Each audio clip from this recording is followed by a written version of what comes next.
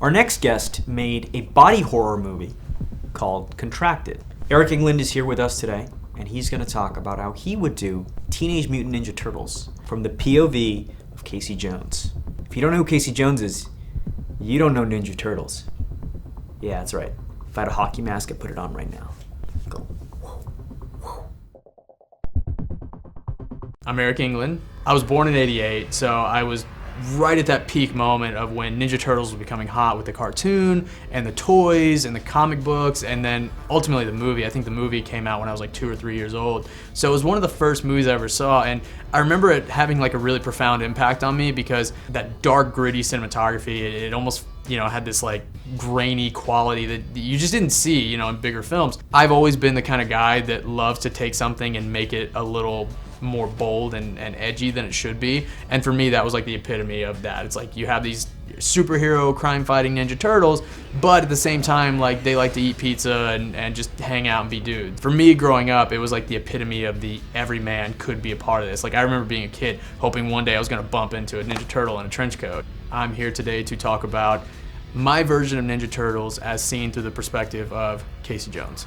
And not the Ninja Turtles we've known from the 80s, early 90s, or anything like that, or especially the Michael Bay version coming out. This is a more kind of grounded, in reality type of version, in the vein of the tone of Fight Club. Imagine Fight Club meets like a Tony Scott. It's based in reality, very gritty, but a little more heightened, in terms of the action, in terms of the visual aesthetic. Like, even when there's not a lot going on, the movie's moving, the visuals are moving, the movie's constantly kind of changing and has a very rapid pace. In this version, we're following Casey Jones.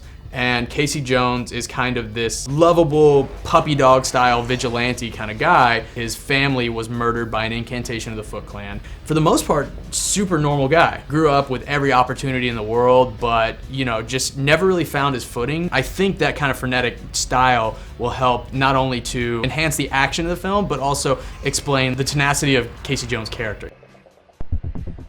Casey's involvement with the Turtles really starts off as kind of this morbid curiosity. They're able to kick his ass, but he also digs that they're not bad guys. They're not, terrorizing the city. He understands that they're this powerful entity. It's kind of just an ego struggle. These guys are like, hey, we have it covered. You don't need to be here. And he's kind of the guy that realizes he doesn't have the upper hand in the situation until they realize that April truly kind of has feelings for Casey Jones. Once they kind of save the day, they realize how great of a team they are.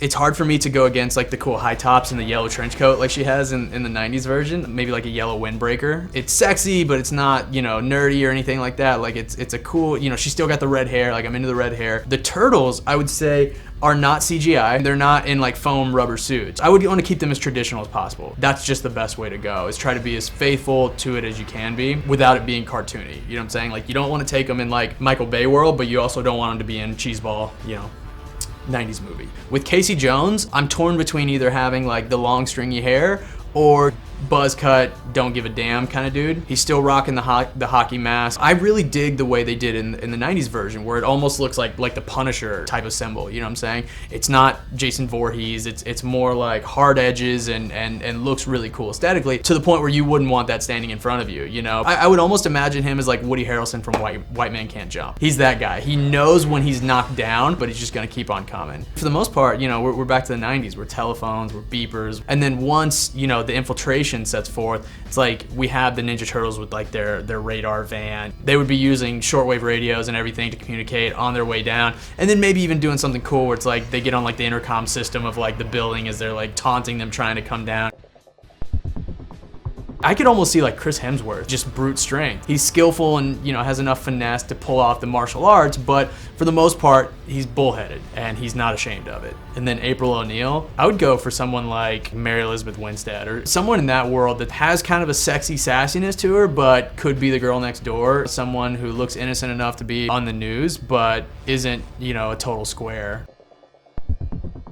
Act 1 essentially is introducing Casey Jones, learning about him as a character, learning about his backstory, what makes him the person that he is. And then at the end of Act 1, we get to know his relationship with April and introducing the Ninja Turtles. So the movie starts off, and there's a heist at Techno Global Research Industries, and the Foot Clan is breaking in to steal the ooze. We smash cut to April O'Neil reporting on the heist. And watching this newscast is Casey Jones, and he's watching it at the dockyard of where he works, and he's a security guard now at a shipping yard. He digs that because like he gets to feel like he's in on the pulse of things. He gets to protect some shit, but the real protecting is at night. So it's almost this weird irony that he gets off on. So one night, the Foot Clan breaks into his shipping yard, and they're stealing, like one of those big shipping containers and everything. And the whole, New York City is aware of, these rash heists going on. So Casey Jones gets in the middle of it and starts fucking shit up, like kicking ass, taking names, and basically thwarts the mission for the most part. But a couple of the guys get away. And one of those guys is Danny, the son of April O'Neil's boss, and we'll kind of tie that in later. Once Casey Jones kicks ass and takes names, April O'Neil's on the scene to report about it and get the scoop, get the news, and etc. And this is the first time we kind of see them together. He does kind of his cocky like, hey, what's up? He's not even really interested in telling her about kicking ass, but he really wants to get to know her and thinks she's kind of hot and this and that. That's our first like kind of love interest introduction. After this heist, the next night, Casey, on his night off, he decides he's gonna go all vigilante mode, hockey mask, cricket clubs, rocking and rolling, right? At the scene of the crime at the shipping yard, he noticed that one of the guys was wearing like a symbol, like a Foot Clan type symbol or something like that, some kind of clue that's left behind. And maybe there's like clues around like Banksy style where the Foot Clan kind of leave their markings that it's almost like marking their territory in a way that the public doesn't necessarily know about yet. So he kind of put two together and uses that to kind of track down the Foot Clan members that got away. And while he's tracking them down, he's being stalked by this like large figure in a trench coat. Once he jumps on these guys and starts kind of kicking their ass and trying to pump them for information, this trench coat dude gets in the way. They kind of have their own little standoff, very similar to the first movie. Casey Jones, although a very skilled fighter, is just kind of unmatched for this guy. And he's almost intrigued by the idea that like, wow, this other vigilante out there just kind of kicked my ass. After Casey gets his ass kicked, April follows up. There was a news report of the other perpetrators getting caught that night.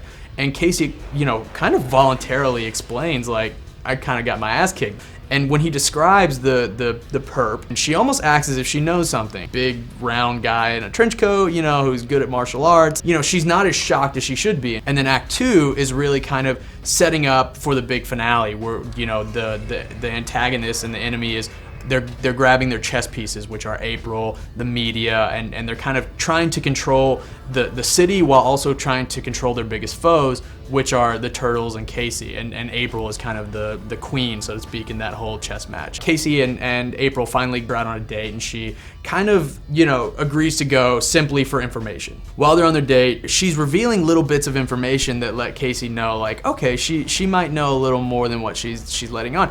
And she starts speaking about this guy who might run the Foot Clan named Shredder. Throughout the night, Casey kind of realizes, like looking on the rooftops and stuff like that they're being followed by this dude in the trench coat. Their date night is wrapping up and he's taking her home and he's being very gentlemanly, but he knows that this guy's kind of watching him, so he kind of like invites himself in and does the whole thing, realizes that dude is now in the house, and the jig's up and they kind of get into it and start a brawl, and finally like rips the trench coat off the dude, and it's Raphael. And it's our first introduction to the Ninja Turtle. And Casey Jones is like, what the fuck? The next night, April goes to Casey to apologize and explains a little bit about what he saw and what's going on, and informs him that she's a little more involved than just what the news will allow her to say. So she explains to him the origin of the Turtles, and Raphael's there and everything. They're not the tent pole of this movie, you know what I'm saying? Like, we're just learning about them. They're almost ancillary characters. We learn about Splinter. We learn about how Shredder was involved with the creation of the Ninja Turtles,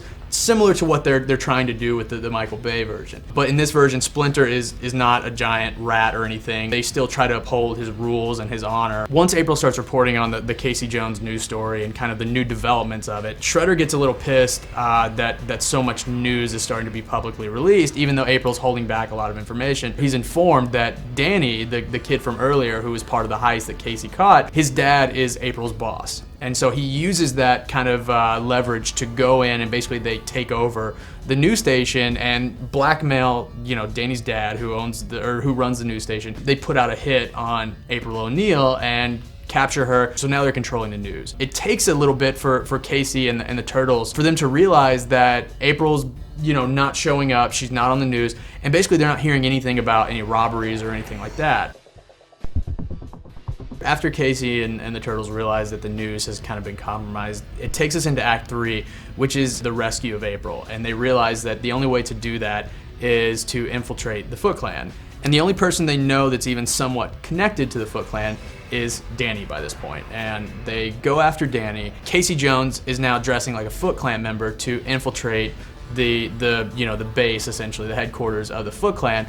And they go in, and this is where we kind of get our big governing Shredder meeting. We learn that all the rash heists and everything that's been happening throughout the film have been to create Taka and Razar. Everything they've been doing, the heist, everything has been, to build these mutated lab animals, to combat the Turtles, keep them at bay, and basically effectively allow Shredder to overtake the city, almost in a Bane kind of Dark Knight Rises type of way. Shredder essentially wants to cripple the American economy and basically take over the city in order to spread it out across the country to allow the enterprise that they have over in Asia to come over here and reign. It's not anarchy, it's not just pure chaos, it's essentially allowing them to control the government in the way they want to.